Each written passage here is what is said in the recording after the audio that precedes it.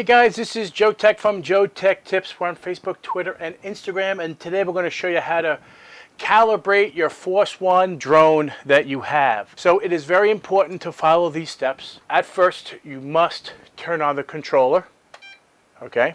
Then you put the battery in and lock it. And once the battery is inserted, you'll hear one beep, and short time later, you'll hear a beep beep. The drone and the controller have synced together, and here we go.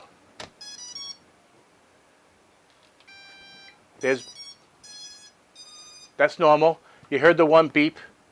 Let's just wait. When it's flashing multiple colors like this, red, green, yellow, hasn't synced with the controller yet. We're waiting for that to happen. There we go.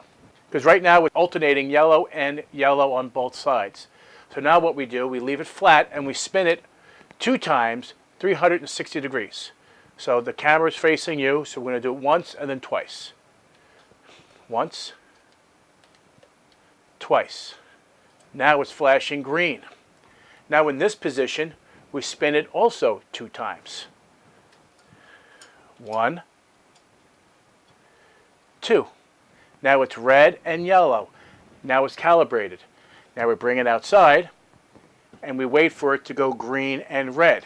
Now we show green. We show green on the bottom lights here. So now we have GPS connectivity and we have just about 10 satellites, and that's impressive for indoors because I wasn't expecting it to go green at all. So that's how you know. So we're ready to fly. Let's get to it.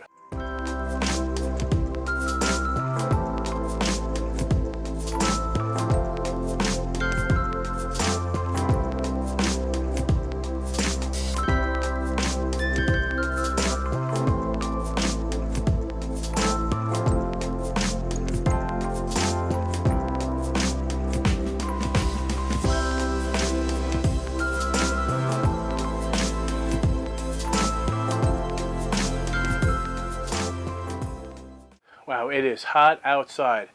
So guys, if you like this video, please give me a thumbs up. And as always, if you're not a subscriber, please subscribe.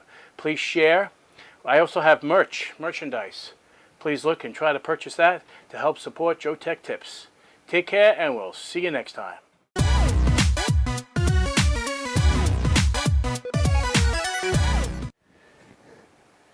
And by the way, if you disconnect the battery, if the battery gets disconnected from the controller, this is what would happen.